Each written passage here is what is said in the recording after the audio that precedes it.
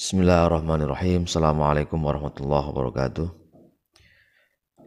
Alhamdulillah rabbil alamin wa bihi nasta'in ala umuri dunya waddin. Assalatu wassalamu ala asyrafil anbiya wal mursalin wa ala alihi wa sahbihi ajma'in, amma ba'd. Rabbi shrah li sadri wa yassir li amri wa hlul 'uqdatam min lisani yafqahu qawli. Para santri sekalian, marilah kita awali kajian kita hari ini dengan membaca Ummul Kitab. Mudah-mudahan dengan bacaan Ummul Kitab apa yang akan dan telah kita pelajari nanti bisa membawa manfaat bagi kehidupan kita baik dunia maupun akhirat. Ala hadhihi niyya al-Fatihah. A'udzu billahi minasyaitonir rajim. Bismillahirrahmanirrahim. Alhamdulillahirabbil alamin arrahmanir rahim maliki yaumiddin. Iyyaka na'budu wa iyyaka nasta'in. Ihdinas siratal mustaqim, siratal ladzina an'amta 'alaihim ghairil maghdubi 'alaihim waladdallin. Ya, hari ini kita akan memulai bab baru, bacaan baru, pasal yang kedua tentang niat. Faslun fin niyati fi hali ta'allumi. Pasal yang menerangkan tentang niat di dalam kondisi atau dalam keadaan belajar. Tsumma la budda lahu minan niyati fi zamani ta'allumil ilmi. Tsumma kemudian la budda harus lahu bagi penuntut ilmu minan niyati memiliki niat fi zamani ta'allumil ilmi, ketika waktu mempelajari sebuah ilmu. Jadi wajib bagi para penuntut ilmu, bagi para santri, mahasiswa, siswa pelajar, wajib mereka memiliki niat ketika mereka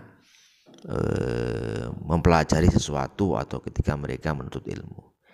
Idzin niyatu, karena niat itu yaitu niat itu adalah al-aslu fi jamil ahwali, merupakan pokok atau asal dari seluruh keadaan. Jadi karena niat itu merupakan pangkal dari semua keadaan, semua perbuatan, semua keadaan itu pangkalnya adalah niat. Liqaulihi alaihi salatu wassalam, sebagaimana sabda beliau alaihi salatu wassalam, Nabi Muhammad sallallahu alaihi wasallam, beliau bersabda, innamal a'malu binniyat. Sesungguhnya bahwasanya amal-amal perbuatan itu, semua pekerjaan itu binniyati, dengan niat. Jadi semua pekerjaan, semua perbuatan termasuk belajar itu dinilai oleh Allah, mendapatkan kualitas pekerjaan di sisi Allah itu berdasarkan atau tergantung niatnya. Hadisun sahihun, hadis sahih. Wa an Rasulillah sallallahu alaihi wasallam, dan dari Rasulullah sallallahu alaihi wasallam ada juga hadis lain dari Rasulullah sallallahu alaihi wasallam. Beliau bersabda, kam min amalin yutasawwaru bi surati a'malid dunya wa yasiru bi husni niyati min a'mal akhirah. Kam min amalin, berapa banyak dari amal. Ada banyak amal perbuatan, ada banyak pekerjaan.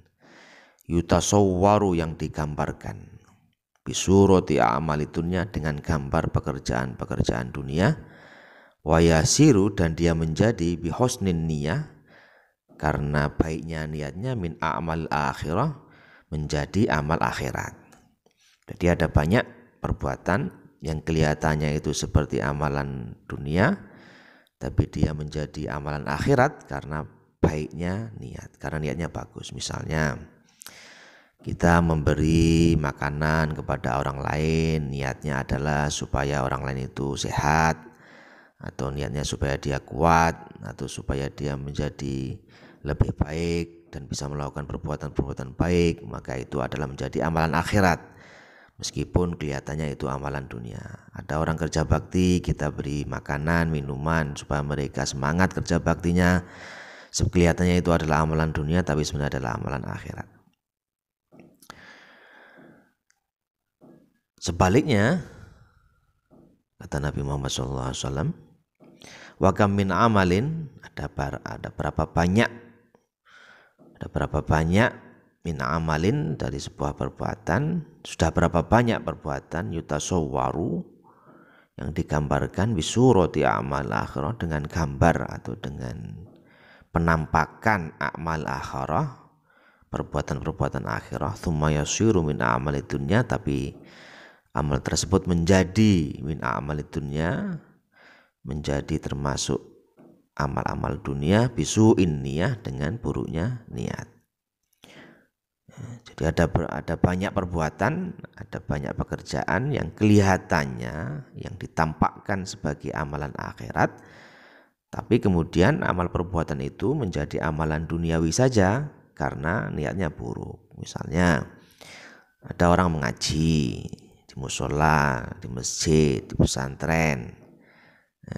Kelihatannya ini amalan akhirat ini, tetapi karena niatnya mungkin ingin dipuji, atau niatnya karena ingin mendapatkan nilai bagus dari orang lain, atau karena hal-hal yang sifatnya dunia lain, maka itu menjadi amalan duniawi saja, bukan amalan akhirat. Sholat karena ingin dipuji, sholat karena ingin sesuatu yang sifatnya duniawi, maka itu juga menjadi amalan duniawi, bukan amalan akhirat. Pak, bagaimana kalau misalnya kita sholat hajat? Nah, sholat hajat itu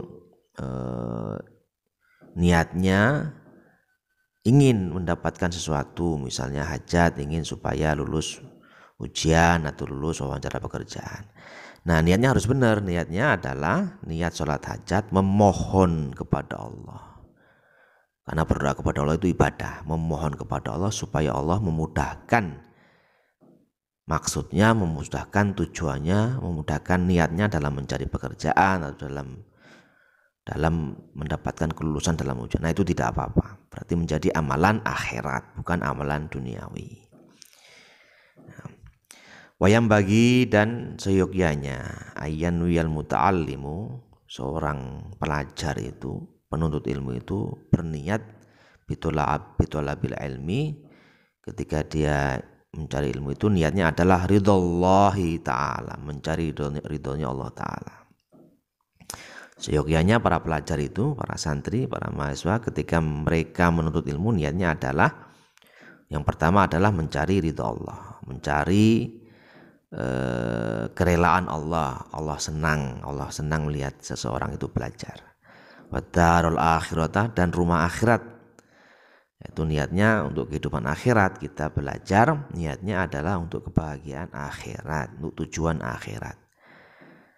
Yang kedua itu, yang pertama niat mencari ridha Allah, yang kedua niat orientasinya adalah orientasi akhirat, bukan orientasi duniawi. Yang ketiga niatnya adalah wa izalatal jahli, menghilangkan kebodohan, an nafsihi, dari dirinya sendiri, wansa'il juhali, dan menghilangkan kebodohan juga dari seluruh orang-orang bodoh kalau bisa.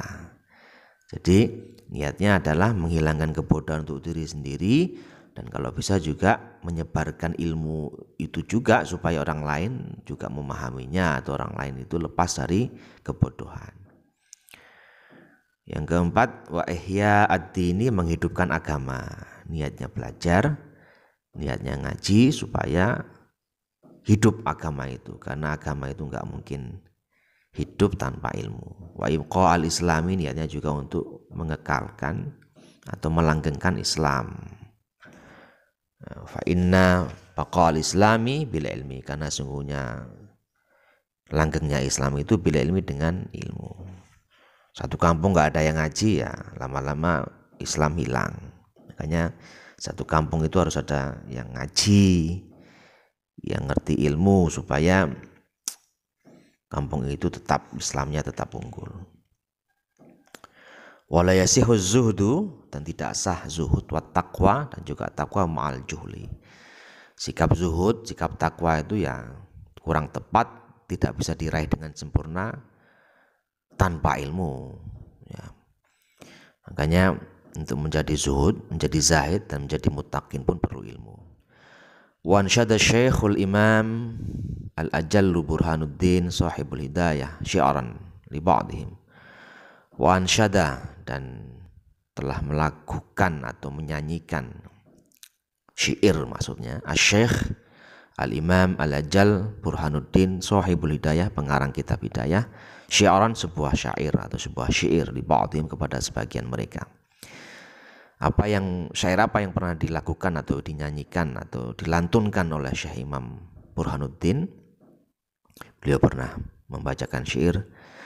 Fasadun kabirun alimun mutahatiku wa akbaru minhu jahilun mutanasiku. Fasadun kabirun, kerusakan yang besar.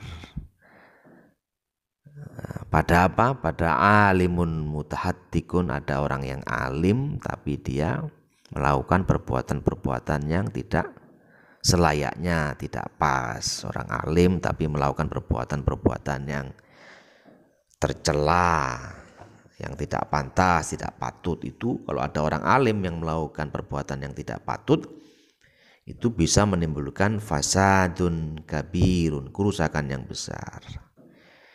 Tetapi kata syair ini, wa akbaru minhu, ada yang lebih besar lagi dari kerusakan orang alim yang melakukan perbuatan tidak tepat itu. Apa? Yaitu jahilun mutanasikun, ya, orang jahil yang ahli ibadah, orang bodoh yang ahli ibadah itu kerusakannya lebih besar daripada orang alim yang melakukan perbuatan-perbuatan tidak patut. Kenapa? Ya, karena orang bodoh yang ibadahnya rajin, ahli ibadah itu bisa dicontoh orang lain, padahal praktek ibadahnya barangkali tidak benar. Apa yang diucapkan, apa yang difatwakan mungkin keliru, tapi orang sudah kadung menganggap dia sebagai ahli ibadah, menganggap sebagai ahli ilmu, sebagai alim, padahal dia bodoh. Nah, ini lebih berbahaya kerusakannya, madorotnya daripada orang alim yang berbuat tindakan-tindakan tidak patut. Huma fitnatun fil alamina adimatun liman bihima fi dinihi yatamassaku. Huma fitnatun, kedua jenis orang tadi, yaitu orang alim yang berbuat kerusakan atau berbuat hal-hal yang tidak patut, dan juga orang bodoh yang dianggap yang ahli ibadah, yang dianggap benar ibadahnya. Keduanya itu fitnatun, ujian fil alamina, bagi alam atau bagi lingkungan, azimatun, ujian yang besar. Jadi dua jenis manusia itu merupakan ujian yang besar, cobaan yang besar bagi lingkungan, bagi alam. Terutama bagi siapa? Liman bihima, bagi orang-orang yang terhadap keduanya itu fi dini, di dalam agamanya tamassak, berpegangan. Jadi kedua jenis orang itu berbahaya, menjadi ujian bagi orang-orang yang berpegangan dalam urusan agama kepada kedua orang itu. Jadi kalau ada orang yang berpegangan atau berkiblat perihal agamanya kepada orang yang alim tapi mutahattikun, atau orang yang jahil tapi mutanasikun, itu sama-sama berat, sama-sama berbahaya. Kalau ada orang berpegangan atau berkiblat pada orang alim tapi dia melakukan tindakan-tindakan tidak patut, atau berkiblat dalam hal agama kepada orang-orang yang bodoh tapi kelihatan sebagai ahli ibadah, ini sama-sama bahaya, sama-sama tidak patut. Tapi sekali lagi, menurut syair yang dibacakan oleh Burhanuddin, Kiai Burhanuddin Shahibul Hidayah ini, itu lebih bahaya akibat dampaknya, dampak dari kelakuan orang yang bodoh tapi ahli ibadah, daripada dampak dari seorang yang alim tapi melakukan tindakan-tindakan terpuji. Wayanwiya, dan berniat seorang penuntut ilmu, bihi, dengan menuntut ilmu itu, asyukra ala ni'matil akli, niat syukur atas nikmat akal. Jadi hendaknya juga seorang pelajar itu, seorang mahasiswa, seorang santri itu, ketika dia menuntut ilmu itu niatnya adalah syukur, sebagai wujud syukur karena telah diberi kenikmatan akal, punya akal yang sehat, maka kita gunakan untuk belajar. Sepada banyak orang-orang yang tidak sehat akalnya, nggak bisa belajar. Orang-orang gila, orang-orang tidak waras, orang-orang yang stres, mereka nggak bisa belajar. Nah, orang-orang yang diberikan kesehatan akal, ya, maka Menuntut ilmu itu sebagai ungkapan syukur, niatnya adalah syukur, belajar itu niatnya adalah syukur karena telah diberikan kesehatan akal yang baik. Wasihatil badani, dan juga sehat badan. Jadi syukur karena telah diberikan kesehatan, kenikmatan akal dan sehat badannya. Ada banyak orang-orang yang jasmaninya kurang sehat, sakit, mereka ingin belajar, ingin menuntut ilmu, tapi nggak bisa ya, karena persoalan kesehatan. Nah, kita yang diberikan kesehatan akal dan kesehatan jasmani, kita gunakan kesehatan itu untuk belajar sebagai wujud syukur kita kepada Allah. Walayan wiya, dan tidak berniat itu santri bihi, dengan menuntut ilmu itu iqbalan nasi, penerimaan manusia. Jadi hendaknya tidak niat menuntut ilmu itu karena ingin mendapatkan penerimaan manusia, dianggap menungso, dianggap manusia, ben dianggap manusia lain, biar dianggap oleh manusia lain. Sebaiknya tidak belajar karena pengen dianggap sama orang. Ya. Wala istijlaba hitamid dunya, dan juga tidak berniat untuk menarik atau mendapatkan harta benda duniawi. Ya, niatnya tidak ingin mencari duniawi. Wal karamati inda sultani, dan juga niatnya tidak ingin menarik kemuliaan menurut kemuliaan di hadapan para penguasa. Ya, niatnya belajar, tidak ingin mendapatkan kehormatan atau kemuliaan dari penguasa, dari presiden, dari gubernur, dari bupati, wali kota, dari pak lurah, dari rektor, dari dekan, dari dosen. Niatnya tidak ingin menarik, niatnya tidak ingin mencari dunia, niatnya tidak ingin mencari kemuliaan atau penghormatan dari para penguasa, wakoiri, dan yang lainnya. Bahwa kemudian setelah mencari ilmu, kemudian kita mendapatkan kemuliaan, yaitu adalah merupakan efek atau dampak dari menuntut ilmu, tapi bukan merupakan orientasi dari kita menuntut ilmu. Orientasi kita adalah, pertama tadi sebutkan, adalah niatnya adalah mencari ridha Allah, orientasinya akhirat, ya. Orientasinya adalah menghilangkan kebodohan, kalau bisa menyebarkan kepada orang lain supaya orang lain juga pintar. Niatnya adalah melanggengkan agama Islam, dan juga niatnya adalah perwujudan syukur bahwa kita telah diberikan kesehatan akal, diberikan kesehatan badan, dan karena itu kita gunakan kesehatan itu untuk belajar, mumpung masih sehat, mumpung belum sakit. Qala Muhammad bin Al-Hasan rahimahullah ta'ala, berkata Muhammad bin Al-Hasan rahimahullah ta'ala, laukanan nasu, Muhammad bin Hasan berkata, laukanan nasu, kalau saja ada itu manusia, kulluhum, semuanya, abidi, hambaku, kalau saja semua manusia itu menjadi hambaku, kata Muhammad bin Al-Hasan, la taktuhum, pastilah aku bebaskan mereka, aku merdekakan mereka. Wa tabarra'tu an walaihim, dan aku bebaskan juga dari hak wala mereka. Jadi kalau orang membebaskan budak itu kan punya hak wala, yaitu hak mewarisi. Ini kata Muhammad bin Hasan, kalau aku punya budak, kalau seluruh manusia ini jadi budakku, pasti aku bebaskan mereka, dan aku lepaskan hak walaku terhadap mereka. Kenapa? Ya karena dia sudah mendapatkan kelezatan ilmu, kata dia, waman wajada, dan barang siapa wajada, menemukan, lazzatil ilmi, kelezatan ilmu, wal amalabi, dan kelezatan mengamalkan ilmu.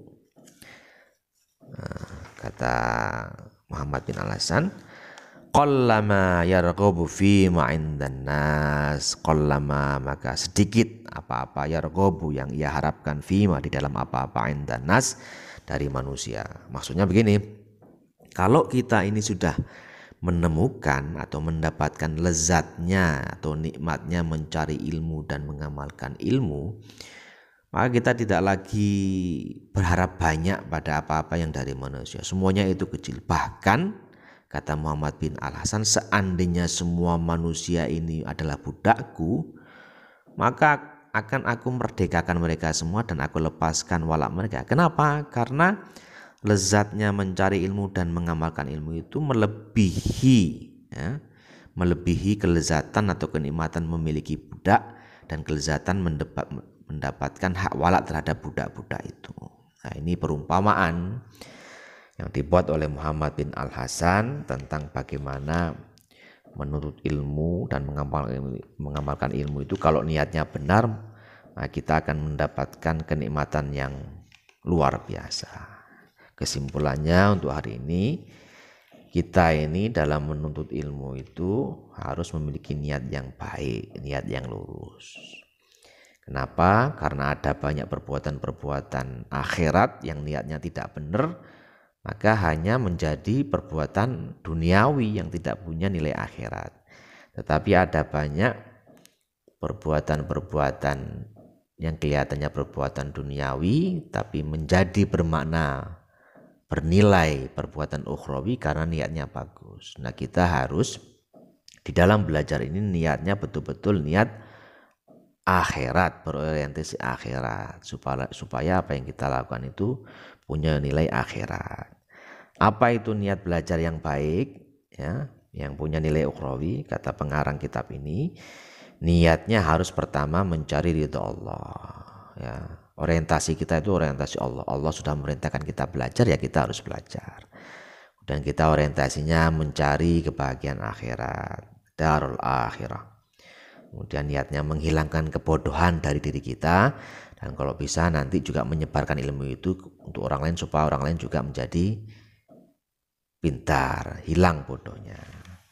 Kemudian niatnya juga untuk supaya Islam ini terus langgeng, terus abadi, karena tidak ada kelanggengan Islam itu tanpa ilmu. Juga kita niatkan belajar kita ini niatnya adalah kita mewujudkan syukur karena telah diberikan kesehatan akal, kesehatan badan. Tidak boleh kita ini berniat mencari ilmu karena ingin dipuji manusia, ingin mendapatkan penghargaan dari manusia, atau ingin mendapatkan hal-hal yang sifatnya duniawi. Saya kira itu untuk hari ini, mudah-mudahan ada manfaatnya. Mohon maaf atas segala kekurangan. Billahi taufiq wal hidayah. Assalamualaikum warahmatullahi wabarakatuh.